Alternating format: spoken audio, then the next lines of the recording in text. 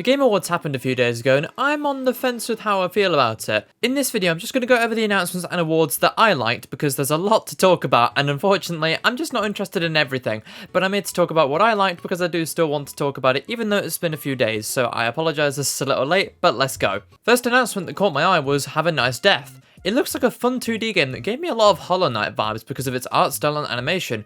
I'll be keeping an eye on it for sure, it does look great, and I do like the theme of it, it seems very comedic as well. Next up, Alan Wake 2 is finally happening. I love the first game, so I'm very excited to see a sequel finally show up after a decade. There wasn't any gameplay shown, but the graphics look amazing in the trailer. I know it's just a cinematic trailer, but hey, it still looks amazing. I like Alan's look. As soon as I saw his face, I thought it was him. I found it interesting that it's gotten unveiled when it's still over a year away, but it's good to know that it's coming. Alan Wake 2 is going to be a survival horror game, which is a first for Remedy. The first game was an action-adventure game featuring elements of horror, so it'll be interesting to see Wake brought into the survival horror genre. Like I said, I love the first game. I did play it a few years ago, and although the gameplay did get a bit repetitive at the end, I absolutely adored the story. Alan Wake 2 will be coming out in 2023. Now for two trailers that were announced here, Sonic the Hedgehog's second film and a new trailer for Sonic Frontiers. The trailer for Sonic the Hedgehog 2 was very good. It showed off Tails and Knuckles joining the next film. Both of their designs look great. I like that they kept the voice of Tails the same since I think the current voice for Tails is perfectly fine. I do like all the other voices in Sonic games, don't get me wrong, but I'm always fine with them keeping or changing them for films. Speaking of change for films, Idris Elba as Knuckles fits so well for his movie look. The film comes out in April next year. I am really looking forward to it. Now for the other Sonic announcement, Sonic Frontiers got a new cinematic trailer. I was hoping for a little gameplay, but this trailer was still awesome. This looks to be an open world Sonic game. I'm excited to see what this game has in store for us Sonic fans. It looked to have elements of Zelda Breath of the Wild and Shadow of the Colossus in there.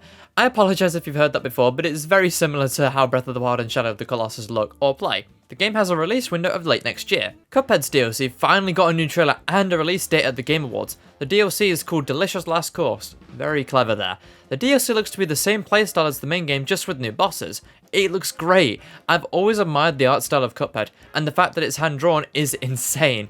I did play quite a bit of Cuphead a few years ago, but I did give up on it because I couldn't get past a certain boss. I'm terrible, I know. I will get back to it someday. The DLC launches June 30th, 2022. Now for some of the awards.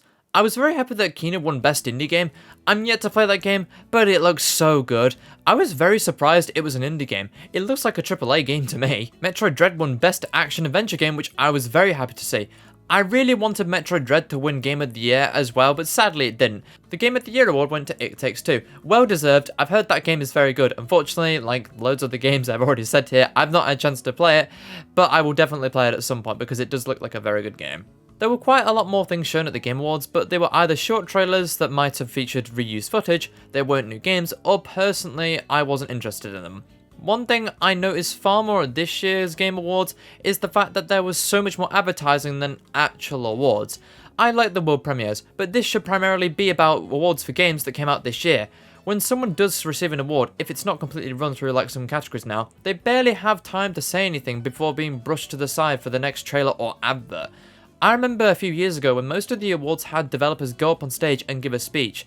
Now it's only a few that get the stage treatment. Another thing about this event, there was a lot of film related stuff. I love films, but again this is the Game Awards, not Film Awards. The Sonic movie makes perfect sense because that's based off of a game series, same for the Halo TV series, but the others don't. I want to love this event, but because of all the filler stuff that was crammed in and all the adverts that kept repeating, it really dragged the show on for way longer than it should have been. Well, that's all I've got to say about the Game Awards. Let me know what you thought in the comments below, and I'll see you guys again soon. Bye bye.